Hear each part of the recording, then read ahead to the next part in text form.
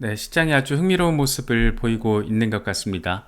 비트코인은 조정을 받는 것 같아도 무려 10만 7천 달러대 지지를 받아주는 그런 모습을 보여주고 있고, 이더리움은 조금 전에 보니까 2,700달러를 돌파하면서 야, 이렇게 또 알트 시즌의 포문이 열리고 있는 거면 참 좋겠다, 뭐 그런 기대감을 갖게 만들고 있습니다.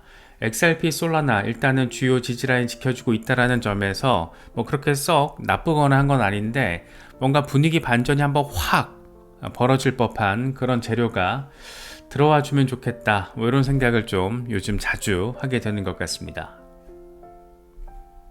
비트코인 10만 7천 달러 주변에서 나름의 박스권 지지 테스트를 하고 있는 모습입니다.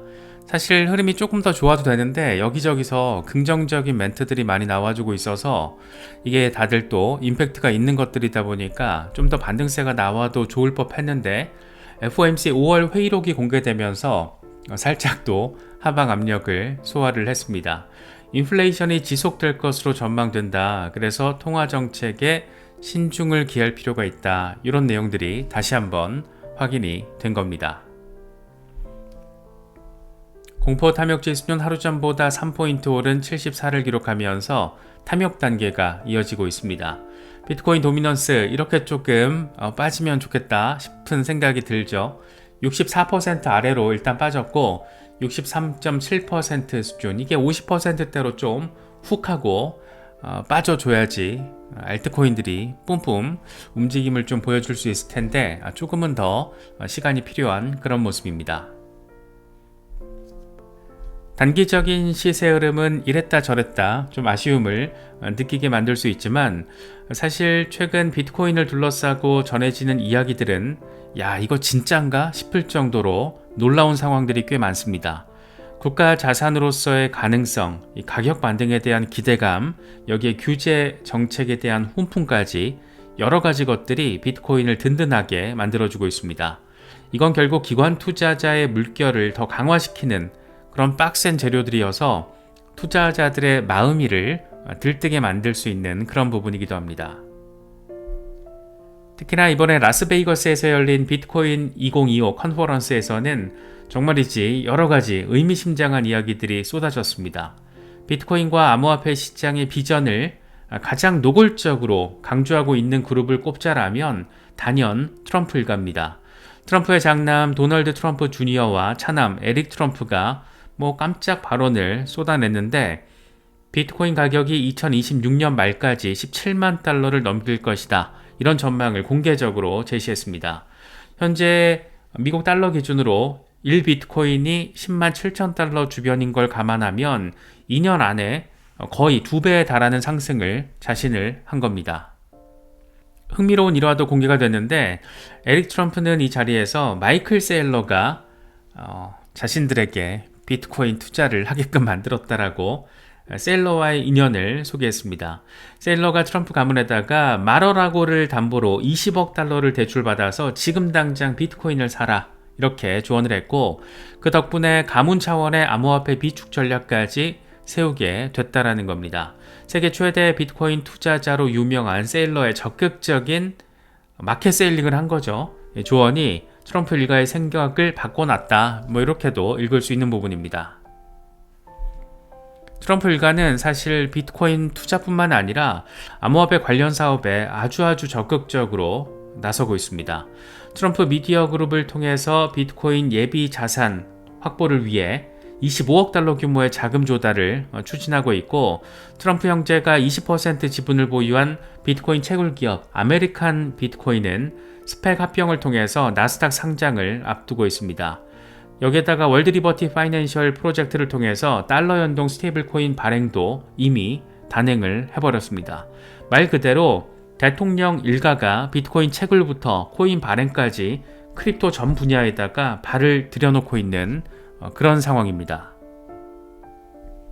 밖에서는 트럼프 아들들이 난리를 치고 있고, 안에서는 트럼프 행정부가 전폭적인 관점을 강조하고 있습니다. 미국 부통령 JD 벤스 역시 비트코인을 향한 야심찬 발언을 제시했는데, 이 양반은 비트코인 2025 컨퍼런스 연설에서 현재 약 5천만 명인 미국의 비트코인 보유자가 머지않아 1억 명으로 2배 늘 것이다 이렇게 전망을 했습니다. 미국 인구의 대략 3분의 1에 달하는 엄청난 수치가 비트코인 홀더가 될 거라는 겁니다. 벤스 부통령은 비트코인을 단순한 투자 상품이 아니라 미국이 공식적으로 포용해야 되는 전략 자산이다 이렇게 규정을 했습니다. 중국이 비트코인을 멀리한다라면 미국은 오히려 비트코인에 다가서야 한다. 세계 경제 주도권 유지를 위해서 비트코인 도입을 국가 전략 차원에서 고민해야 한다 이렇게 강조했습니다. 실제로 트럼프 행정부는 국가 비트코인 비축 전략까지 지금 수립하고 있고, 벤스 부통령은 트럼프 행정부의 크립토 차르 데이비드 sak스와 함께 국가 차원의 비트코인 준비금 구축을 위한 작업을 이미 시작했다라는 점을 강조했습니다. 한마디로 미국 정부가 비트코인을 금이나 외환처럼 빡세게 비축할 거라는 의지를 다시 한번 강조한 겁니다. 벤스의 발언은 여기서 그치지 않았습니다.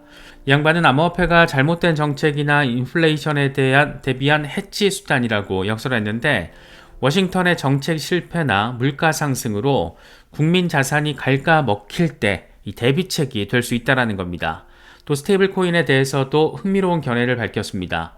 달러에 연동된 스테이블 코인은 미국 경제력의 포스 멀티플라이어다라고 표현을 하면서, 다시 말해 달러의 세계적인 영향력을 확대해줄 도구라고, 그렇기 때문에 적극적으로 받아들여야 한다라고 강조했습니다.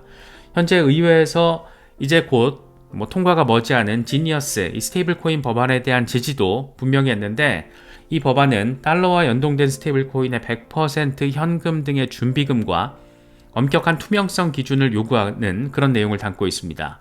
스테이블 코인 시장을 미국 안에서 건전하게 육성하려는 규제라고 할 수 있습니다. 정부가 스테이블 코인을 위협이 아닌 기회로 보고 있다는 건데, 이렇게 분위기 바뀐 것만 해도 엄청난 진화가 아닌가 싶기도 합니다. 여기에다가 트럼프 대통령 본인은 크립토 프레시던트, 비트코인 프레시던트가 되겠다라고 공언을 해버렸고, 제이디 반스는 비트코인을 국가 전략 핵심 자산으로 격상시킨다라는 점을, 그 의미를 빡세게 강조하고 있습니다. 이건 비트코인이 더 이상 변방의 투기 자산이 아니라 국가적 전략과 경제 정책의 테이블 위로 올라왔다라는 것을 보여주는 그런 부분입니다. 이 같은 국가적 차원의 태도 변화는 곧 규제 환경의 변화로 잘 나타나고 있습니다. 불과 1, 2년 전만 해도 미국 정부와 규제 기관들은 비트코인에 회의적이었고, 여기서 더 나아가서 비판적이었는데, 이제 기류 자체가 완전히 달라진 겁니다. 최근 가장 대표적이고 또 상징적인 예가 미국 노동부의 입장 선언입니다.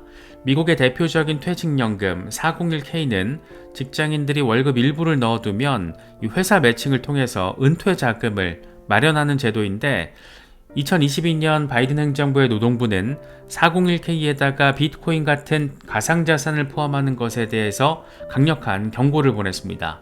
극도의 신중함을 기해야 한다 이렇게 밝히면서, 사실상 기업들이 연금 포트폴리오에 암호화폐 옵션을 넣지 못하도록 압박을 한 겁니다.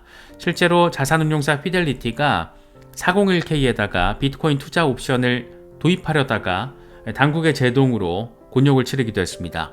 그런데 이번에 트럼프 행정부의 노동부가 이 지침을 공식적으로 철회했습니다. 특정 자산에 대해서 경고하거나 칭찬하는 것은 노동부의 할 일이 아니다 이렇게 새 지침을 내놓은 건데, 로리 차베스 데레머 노동부 장관은 바이든 정부 노동부가 월권적으로 엄포를 놨다. 투자 결정은 워싱턴 관료가 아니라 연금 신탁 관리자들이 내릴 일이다 라고 강조하면서 이전 지침을 폐기해버렸습니다. 쉽게 말해서 정부가 어떤 자산이 좋다 나쁘다 간섭하지 않겠다라는 그런 선언입니다. 2023년에 캘리포니아의 401k 기업이 이 사안을 놓고 노동부를 상대로 소송까지 걸었었는데, 결국에는 정책이 뒤집힌 겁니다. 이로써 이제 미국의 퇴직연금 관리자들은 비트코인 등 암호화폐를 투자 옵션으로 자유롭게 고려할 수 있는 그런 길이 열렸습니다. 규제 전반에 걸쳐서 이런 훈풍 기류가 불고 있고, 트럼프 행정부는 출범 이후에 초크포인트 2.0으로 불렸던 암호화폐 길들이기를 공식적으로 종식시켜버렸습니다. 여기에다가 법률 측면에서도 변화가 가시되고 있는데 앞서 언급했던 지니어스 액트 같은 스테이블코인 규제 법안이 대표적인 예입니다. 이 법안은 양당 합의로 상원에서 지금 거의 막바지 통과 단계이고 스테이블코인 발행사들을 미국 금융 시스템 안으로 끌어들이면서도 소비자 보호와 시스템 안정을 도모하는 내용을 담고 있습니다. 여기에다가 주 단위 규제 움직임, 변화 조짐도 굉장히 속도감 있게 진행되고 있는 것 같습니다. 뉴욕주 금융서비스국의 비트 라이선스는 2015년 도입된 미국 최초의 가상자산 사업자 허가 제도인데 그 문턱이 높고 요구사항이 까다로워서 악명이 높았습니다. 코인베이스, 서클 같은 몇몇 회사만 어렵게 취득을 했을 뿐 대부분 기업들이 포기하고 뉴욕을 떠났습니다. 그런데 이번에 뉴욕 시장이 최근 공개적으로 비트 라이선스 폐지를 촉구하고 나섰습니다. 이 양반도 비트코인 2025 행사 연설을 통해서 뉴욕은 제국의 주다. 우리는 제국을 무너뜨리지 않고 세운다. 나는 비트코인 시장이고 여러분을 다시 뉴욕으로 돌아오게 하고 싶다. 우리 도시에서 비트코인이 자유롭게 흘러다닐 수 있게 비트 라이선스를 없애자라고 강조하기도 했습니다. 규제 빗장을 풀어서 암호화폐 기업들을 뉴욕으로 다시 불러들이겠다라는 그런 메시지를 공개적으로 던진 겁니다. 아담스 뉴욕 시장은 평소에도 자신의 급여를 비트코인으로 받고 있는 만큼 대표적인 친암호화폐 정치인으로 꼽히는데 이번에는 아예 주 정부의 규제 철폐를 요구를 한 겁니다. 뉴욕주가 실제로 이걸 받아들일지는 미지수지만 그만큼 지역정부 차원에서도 규제 완화 경쟁이 일어날 정도로 분위기가 변했다라는 거 선명하게 느낄 수 있습니다. 여기에다가 아담스 시장은 뉴욕시에 비트본드를 도입하겠다라는 구상도 밝혔습니다. 비트본드, 말 그대로 비트코인으로 담보를 보강한 시정부 발행 채권, 뉴욕시 재원을 조달하면서 투자자들에게는 세제 혜택을 주는 일석이조의 금융 상품이라고 합니다. 아담스 시장은 이걸 직접 뉴욕 최초의 비트코인 연계 채권으로 추진하겠다라고 공언했는데 구체적 설계는 아직 나오지 않았지만 정부가 발행하는 채권에 비트코인을 연기한다라는 그런 발상 자체가 나름 굉장히 혁신적이다 이렇게 평가할 수 있을 것 같습니다. 비트 라이선스 폐지와 더불어서 비트본드 발행 계획까지 뉴욕이라는 금융 중심지가 크립토 자본을 다시 끌어들이기 위해서 규제 문턱을 낮추고 제도권 금융 상품까지 설계해보겠다라는 그런 의지를 강력하게 피력한 겁니다. 국가 전략과 규제 환경의 변화는 결국 기관 투자자들의 암호화폐 시장 진입을 촉진하는 그런 효과를 가져옵니다. 앞서 짚어본 움직임들은 모두 그동안 벽 밖에 있었던 큰 손들, 그러니까 기관 자금에게 성큼 다가올 수 있는 그런 길을 열어주고 있습니다. 먼저 401k 시장을 보면 401k는 미국 중산층의 자산이 몰려있는 거대한 시장입니다. 노동부의 정책 변화로 이제 자산운용사들과 고용주들은 직원들의 401k 메뉴에 비트코인 등 암호화폐 상품을 포함하는 것을 부담 없이 검토할 수 있게 됐습니다. 이건 수십조 원에 달하는 자금풀이 비트코인에 노출될 잠재 경로가 열렸다라는 그런 의미입니다. 실제로 피델리티나 뱅가드 같은 대형 운용사들이 언제든 관련 상품을 내놓을 수 있을 겁니다. 한 전문가는 401k를 통해서 비트코인에 꾸준히 적립식으로 투자하는 사람들이 앞으로 급증할 것이다. 이렇게 전망을 제시하기도 했습니다. 이처럼 연금 자산의 진입은 비트코인 시장을 한층 더 성숙하고 안정적으로 만드는 요인이 될 수도 있을 겁니다. 월가 역시 이런 흐름에 빠르게 반응을 하고 있습니다. 세계 최대 자산운용사 블랙록은 이미 지난해 비트코인 현물 ETF 승인받아서 장사 엄청 잘하고 있고 미국에서는 비트코인과 이더리움을 이어서 XRP, 솔라나, 도치 등 여러 알트코인들의 출시 기대감이 빵빵 지금 커져 있는 그런 상태입니다.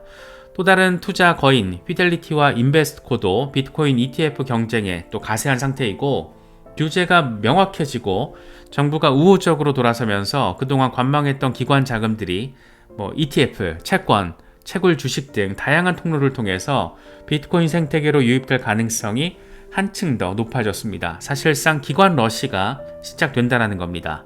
뉴욕시의 비트본드 계획도 기관 투자 측면에서도 흥미롭습니다.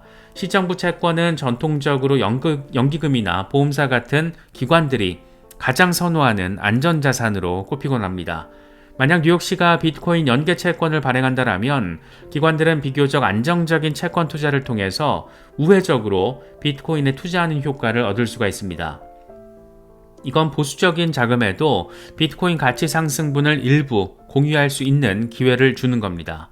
세계 첫 비트코인 본드가 실제로 탄생한다라면, 그것도 뉴욕에서 탄생한다라면 공공채권에 대한 비트코인 담기 현상이 나타날지도 모르고, 어쩌면 우리가 상상하기 힘들었던 일이 점차 현실로 빠르게 빡세게 뿜뿜 다가올지도 모를 것 같습니다. 또 한 가지 주목해야 될 것은 암호화폐 기업의 증시 상장 움직임입니다. 앞서 언급한 트럼프 일가의 아메리칸 비트코인 채굴 회사가 스펙을 통해서 상장을 앞두고 있는 게 대표적이고, 캐나다의 허트에잇 채굴 업체와 협력한 이 회사는 트럼프 형제가 20% 지분을 보유하고 있는 것으로 전해지고 있습니다. 상장이 이루어지면 일반 투자자나 기관들이 주식시장에서 직접 비트코인 채굴 산업에 투자할 수 있게 됩니다. 이 밖에도 코인베이스 같은 암호화폐 거래소 주식, 마이크로 스트래티지 같은 비트코인 보유 기업 주식은 이미 기관 포트폴리오에 편입되기 시작했고, 최근에는 채굴 업종과 다양한 블록체인 기업들이 속속 공개 시장에서 자본을 조달하고 있습니다. 비트코인과 연계된 자산들이 기관 투자 매뉴얼에 추가되고 있다는 겁니다. 그래서 종합을 해보면 정부 정책의 지원 사격과 규제 완화는 곧 기관 투자자들의 진입 장벽 제거로 이어져서 거대한 전통 자본이 암호화폐 시장에 들어올 기반이 마련되고 있는 상황입니다.